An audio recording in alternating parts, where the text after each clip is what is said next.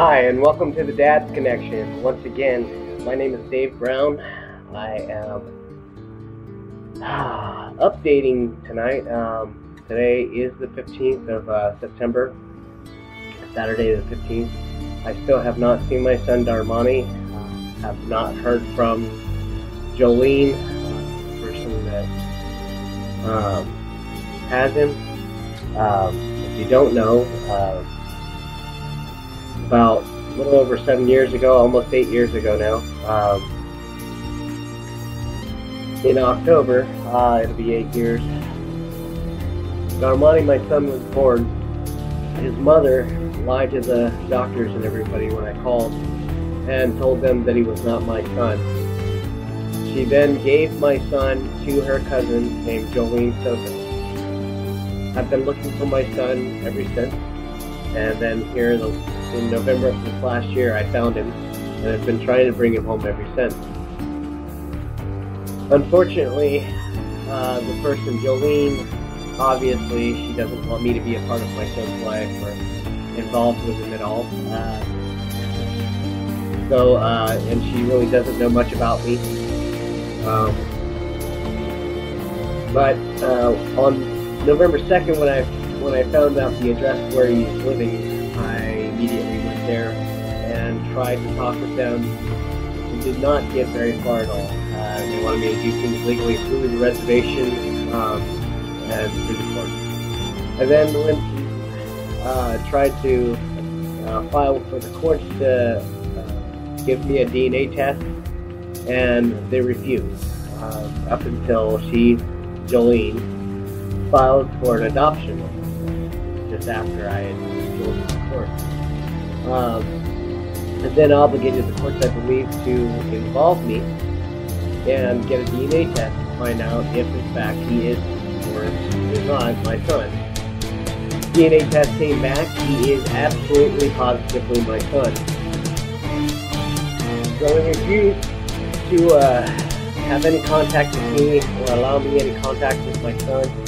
He told my daughter after court that she was not intending on letting any of my family meet my son. So we have a court date here on the 25th coming up. She had until today to provide proof that she's had my son in counseling over the last 2 months, and she also had until today to establish contact with me and my son. In other words, to introduce me. Do not have visitation regrettably right now, and I really don't understand why not. To the best of my abilities, I'm being patient and trying to work with the court and what they want.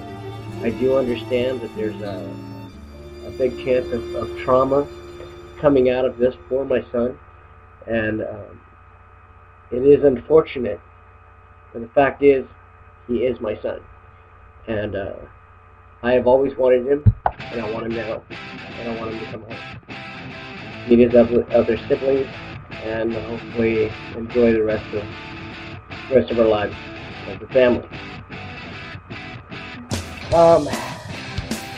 So really, I'm just here to update you right now, let you know that she has not come through. She has not followed the court to introduce me to my son. I do not know for sure whether she's complied with the other portion of the court's orders. However, I do intend on filing a contempt of court coming this next Monday. I believe it'll be the 17th.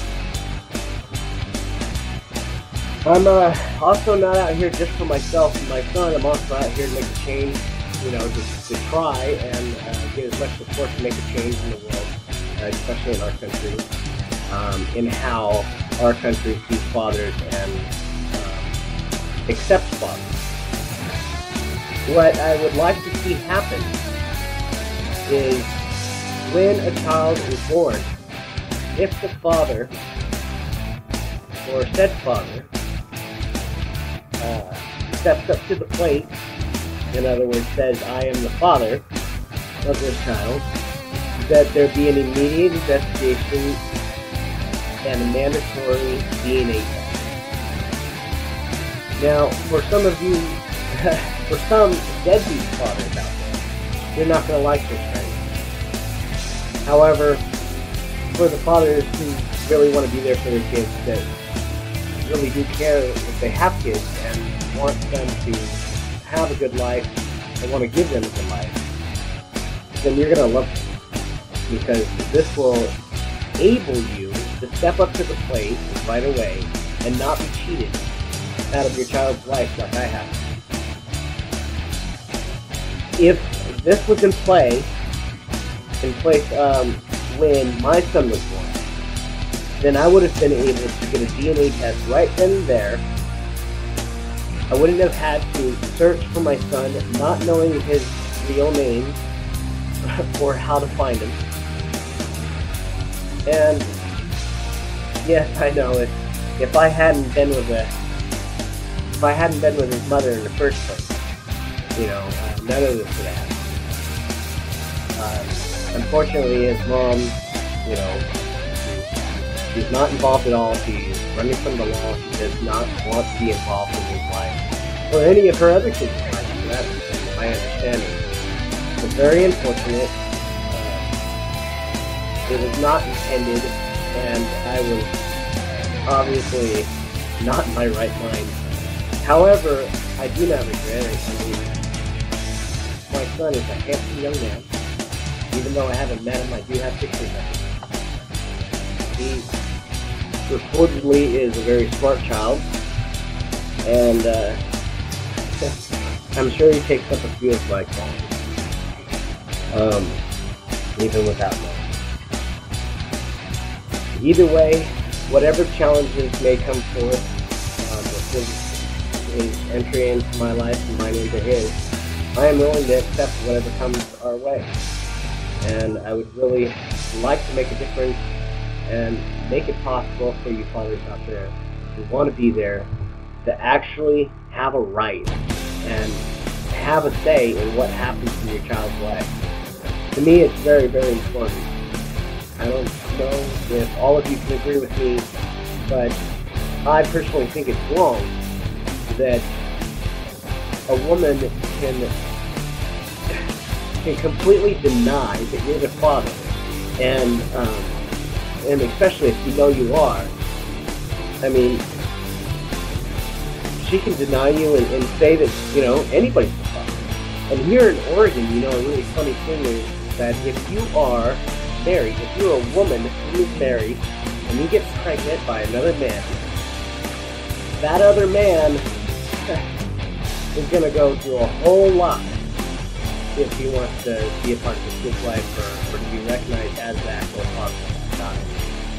Because here in Oregon, if a woman is married, that child that is born while she is married is considered the person that she's married to is considered the child's father until proven otherwise by DNA testing. And there are some affidavits out there that you can file to claim that you are the father of the child. However, that does not mean that you will get what you wish. The only actual proof that you can come up with anywhere is a DNA test. That's the only one that stands up in court, for sure.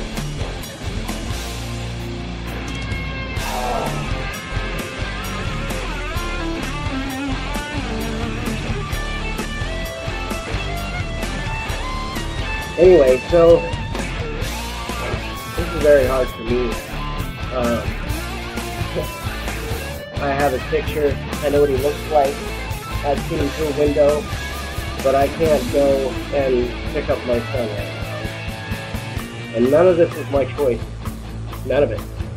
I was here for my son the day he was born. I wanted to be there in the hospital, which I couldn't be at the time. I was in Portland. He was born here in Madras. But I did call the hospital the day he was born. I have proof of that, as a matter of fact. hospital records even show that I called, or actually that an alleged father called, claiming that he was the father, and that person was me. There was the mother, the person Jolene, and another person who claimed and swore that I was not the father. The person on the phone who was called. Boy, did they lie.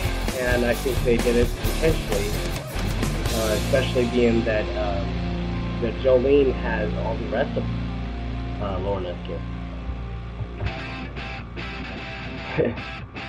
They really bite, and I really can't understand how they could do this and why they would do this in the first place.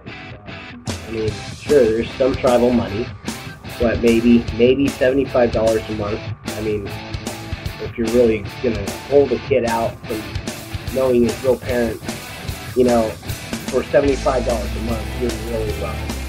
You know, but that's exactly what's happened here. I mean, she has told my son that she is his mother the whole time that she's had him. She knew that I was the father, or that there was a very good chance that I was the father, and she didn't give me any opportunity at all. And neither one of them.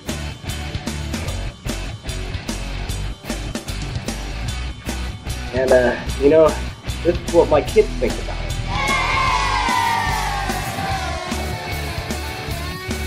And well, this is what all my friends think about it too.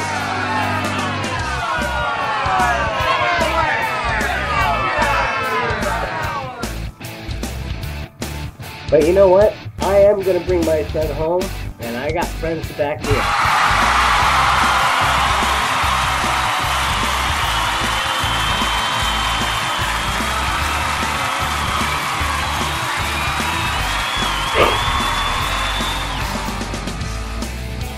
I appreciate everybody out there who's been supportive.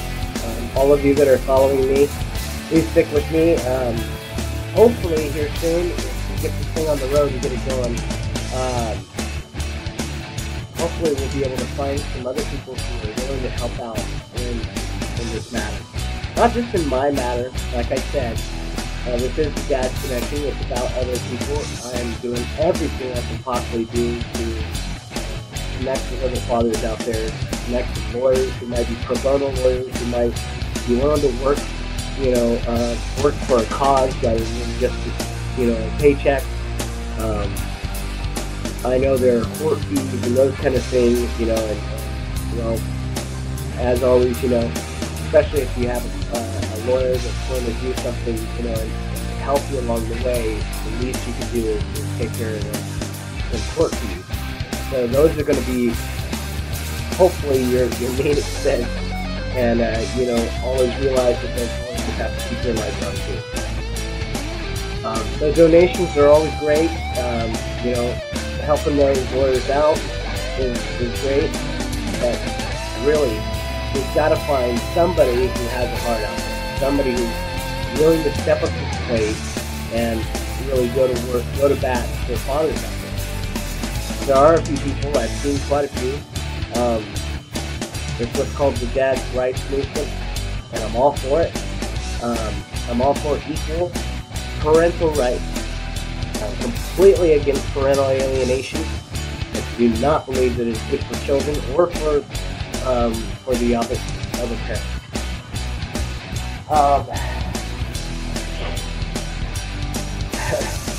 Let's see.